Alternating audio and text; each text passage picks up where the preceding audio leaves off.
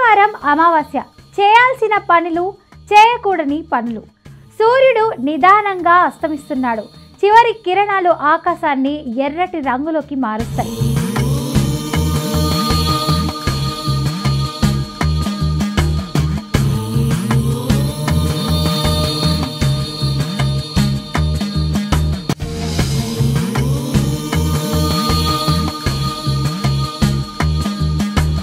ఆలయాల గంటల శబ్దం, పక్షుల కిలకిల ధ్వనుల కలిసి ఒక ఆధ్యాత్మిక వాతావరణాన్ని సృష్టిస్తున్నాయి.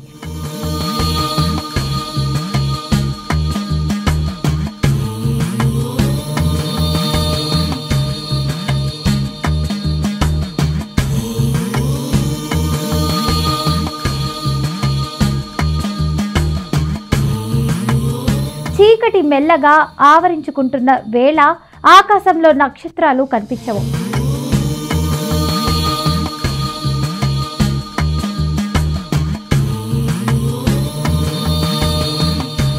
ఎందుకంటే అది అమావాస్య, అందులోనూ ఆదివారం అమావాస్య.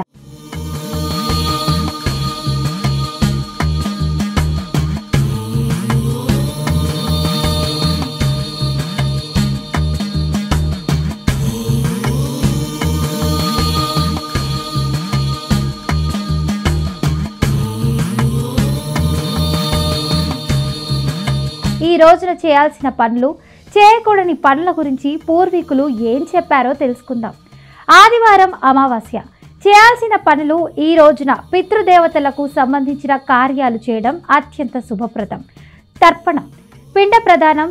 పురాణాల ప్రకారం అమావాస్య రోజున మన పితృదేవతలు మన ఇంటికి వస్తారని నమ్ముతారు.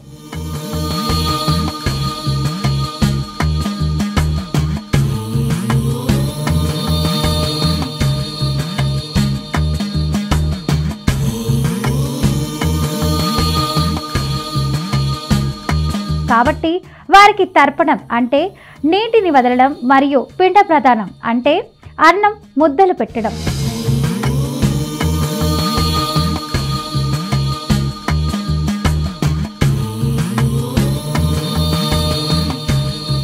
చేయడం వల్ల వారికి శాంతి లభిస్తుంది.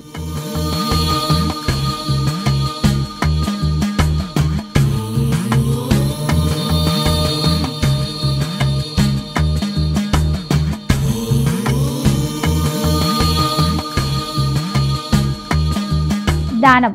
బ్రాహ్మణులకు, పేదవారికి అన్నదానం, వస్త్రదానం చేయడం వల్ల సకల దోషాలు తొలగిపోతాయి. బెల్లం, నల్లని వస్త్రాలు దానం చేయడం వల్ల చాలా మంచిది.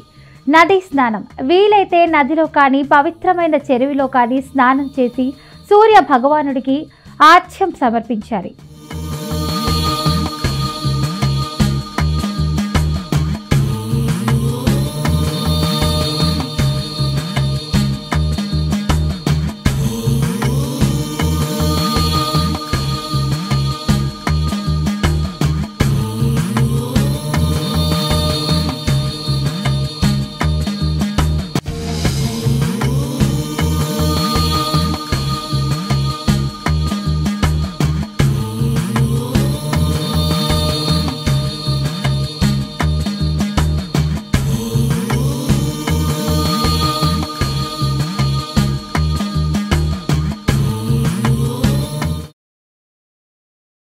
ఇది మన పాపాలను పోగొడుతుంది.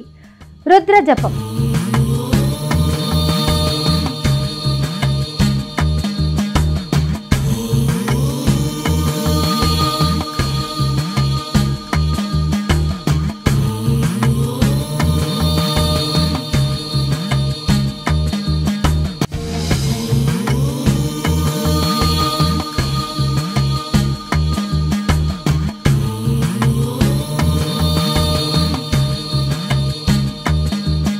శివుడికి అత్యంత ప్రీతికరమైన ఈ రోజున రుద్రాభిషేకం చేయడం లేదా రుద్ర జపం చేయడం వల్ల గొప్ప ఫలితాలు కలుగుతాయి. ఈ రోజు శివుని పూజించడం వల్ల సకల శుభాలు కలుగుతాయి.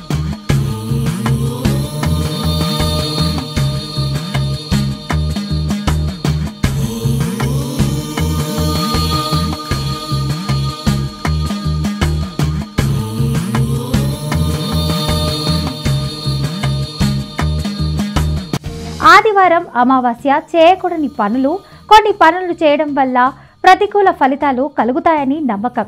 ఇక శుభకార్యాలు, ఈ రోజున వివాహాలు, గృహప్రవేశాలు లేదా ఏ కొత్త పని ప్రారంభించకూడదు.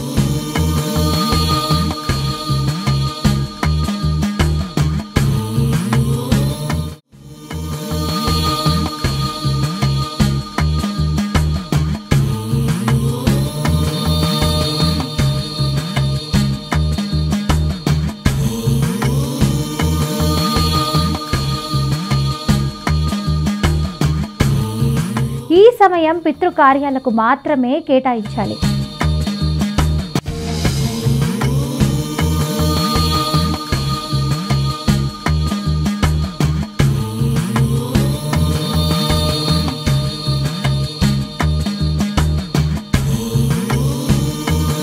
ప్రయాణాలు, ముఖ్యమైన ప్రయాణాలు ఈ రోజున వాయిదా వేయడం మంచిది.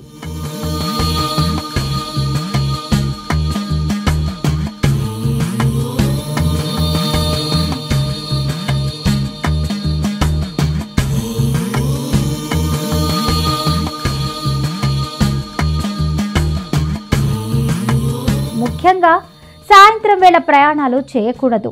మాంసాహారం, మద్యం, ఈ రోజున మాంసాహారం, మద్యం సేవించడం పూర్తిగా నిషేధం.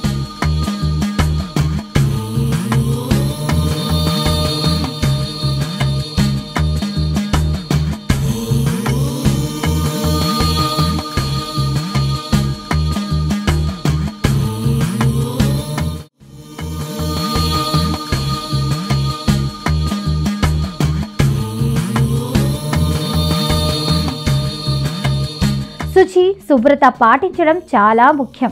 దుర్వినియోగం, గొడవలు, ఈ పవిత్రమైన రోజున ఎవరిని నిందించడం, గొడవలు పడటం లేదా కఠినంగా మాట్లాడడం చేయకూడదు.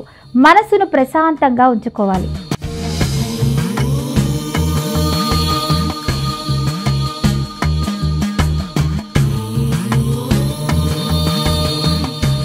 చివరిగా ఆదివారం అమావాస్య ఒక పవిత్రమైన రోజు.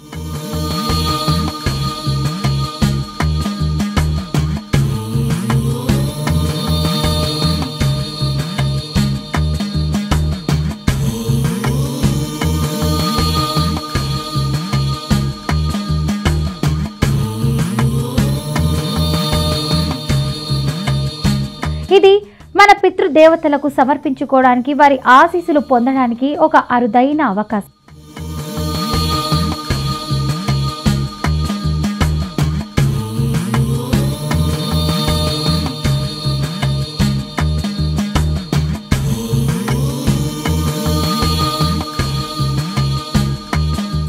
పవిత్రమైన మనసుతో ఈ రోజును గడపడం వల్ల సకల సౌభాగ్యాలు లభిస్తాయి.